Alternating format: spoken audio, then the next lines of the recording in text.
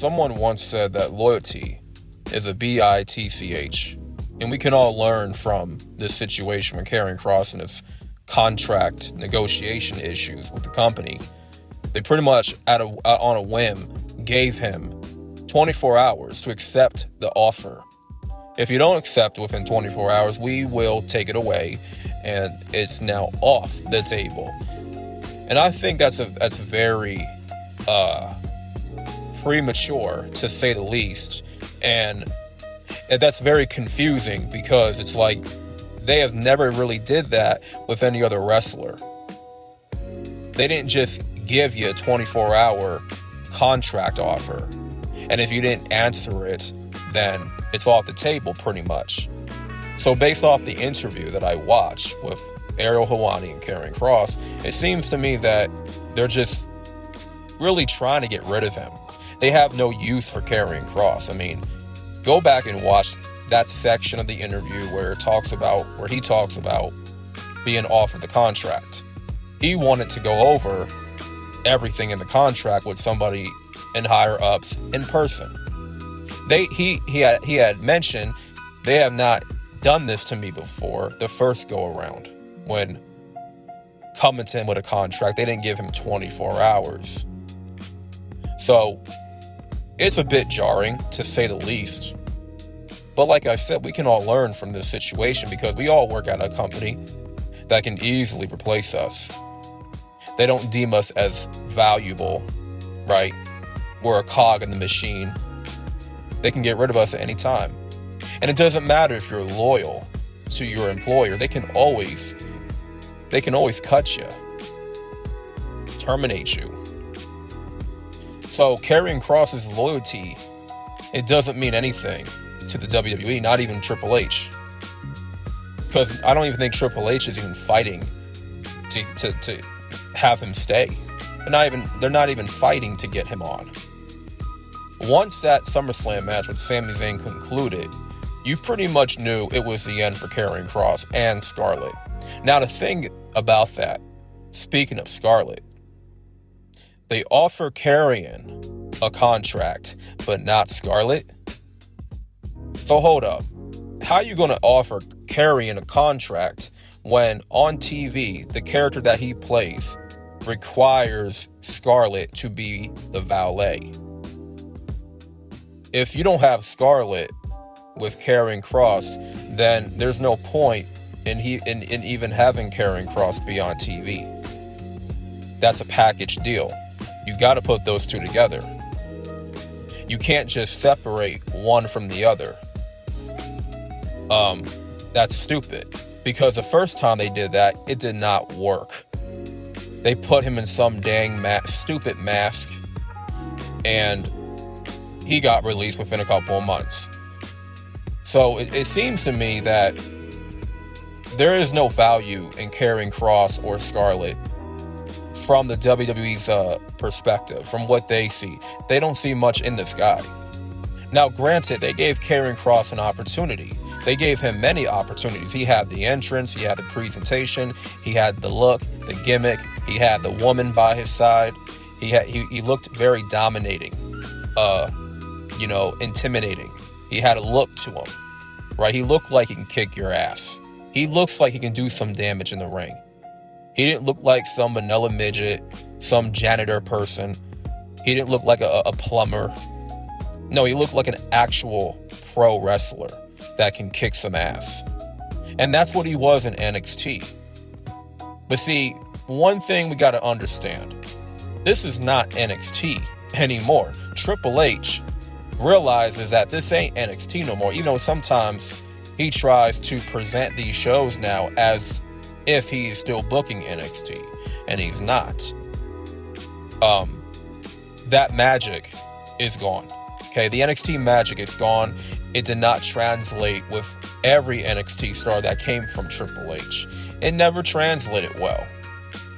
It damn sure did not translate well with Karrion Kross, because instantly his aura was diminished. Now, as it seems, he still wants to work for the WWE. He said that's his dream. He still wants to work for them. And I'm just looking at it like, listen, they gave you a 24-hour contract offer. They didn't even give him the decency of giving him a week notice on the contract or even looking it over with him. They just threw it on him. So that tells you all you need to know. And Karrion Kross, when it came to that promo, that unscripted promo, that was a work. I don't think he was supposed to do that. I look back at it now and I say, you know what? Triple H did not like what Karrion Kross was saying.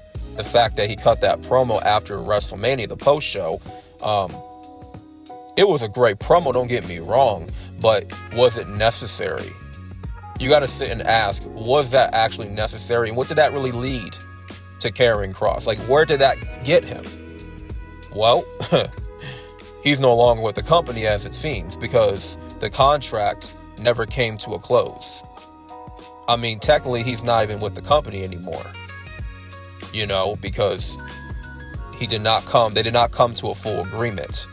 That contract was not finalized. You know, as it seems as of right now. I mean, if I check the news, it might be different. Who knows? But at the end of the day, it's like, I'm taking that as a sign that the company no longer has any use of me. And they can't write anything for me. They can't come up with anything for me. You know, if I try to, you know, think of something creative and I might put something out there for them to consider, they're not going to consider it. I mean, they will, but it's like, they're just not going to have the time, and I'm not their top priority. It's like, at that point, he should be able to read the room and know, listen, this company has released me now twice. The second time I came back, I mean, I was given an opportunity. I had a faction. I had Scarlett by my side. I got to face Drew McIntyre. I got to feud with various wrestlers, Bobby Lashley, The Miz. Done some stuff with the Wyatt Six and Sami Zayn. But Karrion Kross came out looking like a loser in all those feuds. Okay? It's almost like with Bray Wyatt. Bray Wyatt would target somebody, a babyface. He would cut all these promos, cryptic promos, and he would look strong leading up to the match, and then he would lose the match and lose the feud. Well, that's kind of what Karrion Kross has become. And you would think, okay, Triple H would have his best interest. Not really. Based off how he's presented on TV, wins and losses, they mean something to these wrestlers, because, you know, when they win matches, in the eyes of the fans, they are taken seriously, and they're made to be a big deal when they win. When they lose, it's like, yes, it's predetermined. But when they lose in front of a crowd on TV, it takes a hit to their credibility. Their character takes damage. Okay? Now, in the eyes of the fans, they're not going to be taken seriously. The expectation is, oh, this guy never wins a match. Why should I even care then? So, you know, yes, the fans care about Karrion Kross. But I think Karrion Kross should just consider on carrying on, moving on. And at this point, yes, y'all can chant, "We want Kross," all y'all want. Sooner or later, it's going to die down. The chant in itself is going to die down. Do y'all really want Kross? Ask yourself, do y'all really want Karrion Kross? What's the sense? What's the point? He's not going to be booked the way y'all want him to be booked. He's not going to be taken as a threat. They're not going to treat him as a main event level type of star that y'all are expecting. This is not NXT anymore. Like, we got to get over the whole black and gold NXT days. That shit is 2010s, my guy. That's 2010s. Karrion Kross has not won a match in over a year?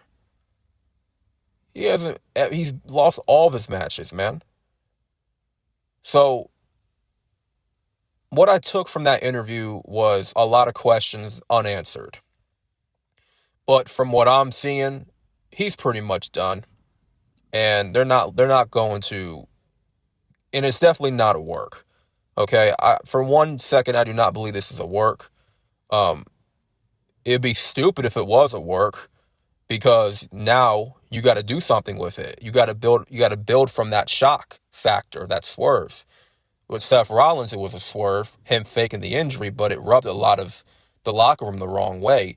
And it was very cheap to do that with Seth Rollins, because it's like, that shows me that the creative team has nothing better to write, nothing better to come up with, a better way for Seth to beat Punk, cash in on him, become the world champion. It was not really that creative if you really look at it. So for the ones that want Karrion back, what's even the point? What do you expect the WWE to do with him? They're more likely he's just going to lose. He's not going to be used. And if he's in a feud, then he'll more likely lose. The only reason why he was in that feud with Sami Zayn was because they were trying to, throw him a bone, give him a little consolation prize. They were listening to the audience. That's about it. And Karrion's character really doesn't hold much weight unless he's feuding with the right person. If he's supposed to be the Joker, like the devil on your shoulder, then it has to create a change or a shift in the babyface that he's working with. It has to do something to the babyface in order for his character to get over, So that's that. Make sure you guys like the video for the algorithm. More content is to come, and stay tuned, and I'm out.